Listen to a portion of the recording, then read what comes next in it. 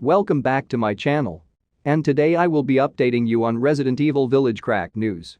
If you haven't subscribed, now is your chance so that you never miss any of the game updates on my channel. Also join my new Discord servers so that you stay up to date with any important updates from the channel and in general. Links are in the description and in the community tab. And without any further ado, let's get started. The game has been released for almost 2 months now. And still no crack has been released by Empress, as she's the only de novo cracker so far. Well, we have CPY, but they've been in the shadows since last October after cracking Mafia Definitive Edition.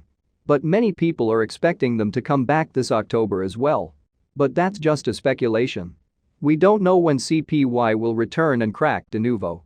Henceforth, this will give Empress competition to crack the games faster.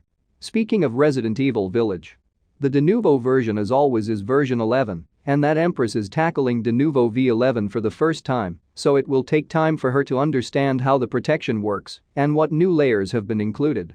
Also, it is worth mentioning that Empress cracks the games in her free time, so you should take that into account.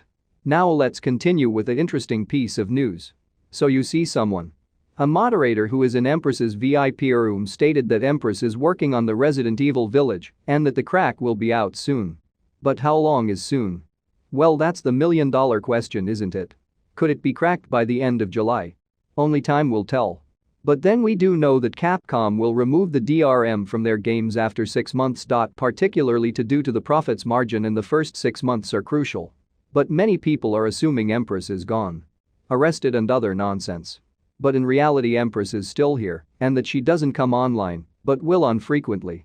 And speaking of which, when someone asked about the progress of Resident Evil Village, Empress didn't say anything which could tell what she is up to, but we will see the outcome soon. But that's pretty much to talk about in the video. Thanks for watching, and I will see you in the next video.